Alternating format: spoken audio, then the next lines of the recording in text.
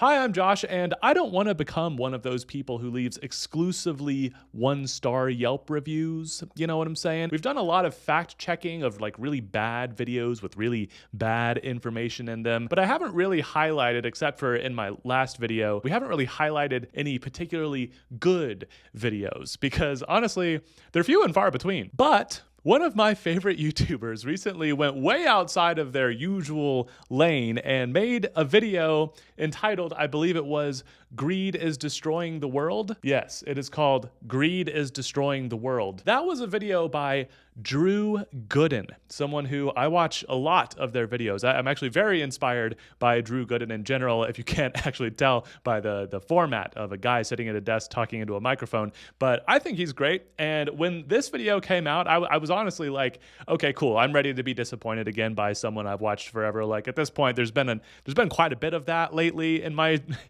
feed. I don't know why. It just seems like everyone's going off the deep end at once and like becoming hysterical on one thing or another, becoming a little bit too biased in one way or another, or just, providing information that isn't correct. But in this case, I started this video ready to be disappointed. Like I was prepared. I was completely prepared to be disappointed by whatever Drew Gooden was going to say about greed in our economy and how it's destroying the world. I was ready for the very biased perspective. I was ready for a lot of weirdly cited sources or not cited sources, anything like that. I was just prepared to be disappointed. But I wasn't.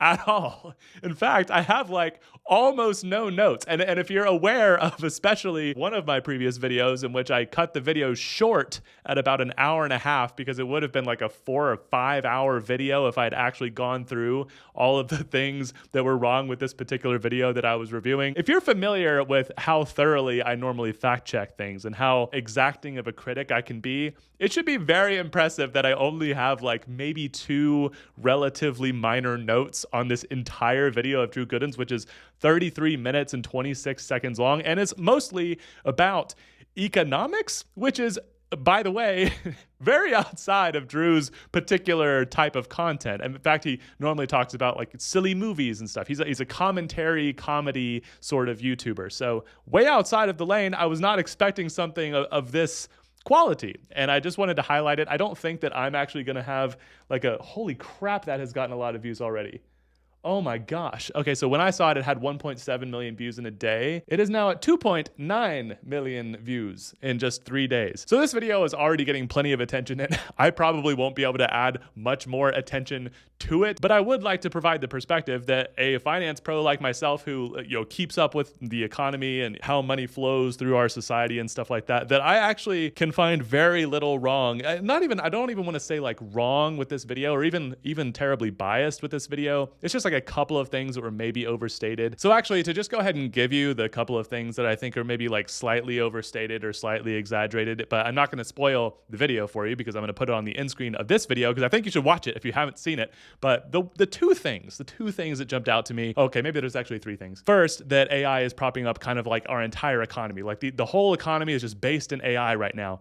That's not true. The statistic is that it is, and actually he got this correct the first time, is that it's all the growth in the US economy right now. Like we would be in a recession if not for the economic growth and the GDP growth specifically that the AI sector is contributing. So it's not as if all the economy is AI. There's still like the other 98% of the economy that's not AI. It's just that the growth is only from AI right now. Like everything else is contracting. Like some numbers just came out that manufacturing is actually deepening its contraction, which is super bad because manufacturing is like one of the first things in the line of the economy. Like manufacturing is first, and then you continue down the line and you make more stuff from those machines and all that kind of stuff. Anyway, that's in the weeds. The second thing is this AI hallucination thing that a lot of people, including Drew Gooden's friend Eddie Burback, have made videos about, which is like where AI will sort of just corroborate or agree with anything that you say, no matter how ridiculous it is. It'll just be like, oh yes, you're right about this, and here's also what I think, and it'll just sort of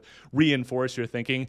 they did actually patch that. It got better is what I'm saying. Not that it was ever a good thing, but like it has already gotten better, which was actually documented very thoroughly in Eddie Burbach's video, where he had this AI delusion thing going on for a period of at least several days, and then they updated ChatGPT and that fixed it. That made it stop feeding into his delusions and like actually tell him to like go seek help instead. So in order to continue the video going down this delusion rabbit hole, he had to go to a previous version of ChatGPT that would still confirm his delusions. So they have kind of patched that. And I feel like a lot of the AI pessimism right now is about the things that AI was sort of thrust out upon us, kind of half finished. And like, yeah, there were a ton of problems with it. Like a bunch of the chatbots really sucked. And on top of that, you have things like Google's Gemini appearing at the top of the Google searches and telling you that like you should put Elmer's glue in your pizza cheese. So you have like all of these hallucinations by AI. But like, those have also gotten better. Like all of this stuff is going to get better. So I feel like that is sort of overplayed at this point and not actually relevant anymore. The third thing is just that he makes this point about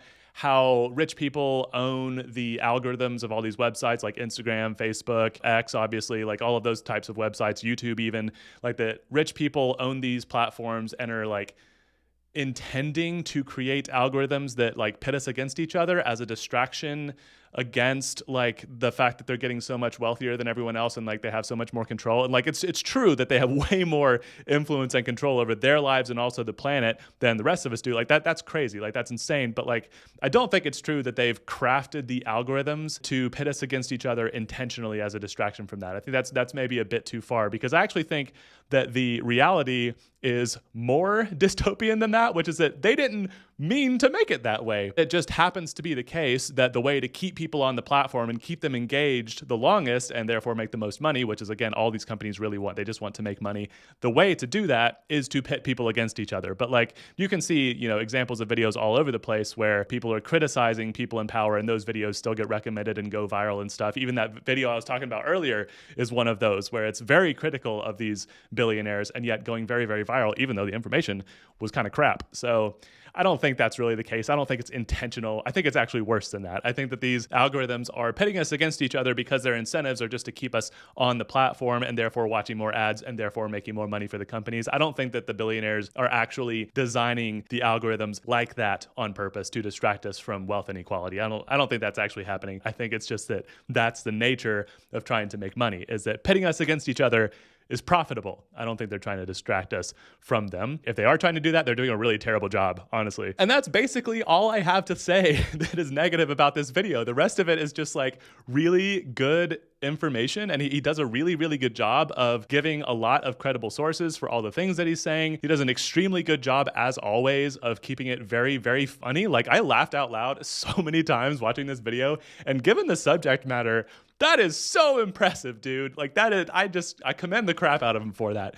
So my point is, you should watch this video by Drew Gooden. I think it is really, really good. I have nothing but respect for the guy, and I continue to have nothing but more respect for the guy. Great job, Drew. 5 stars, dude.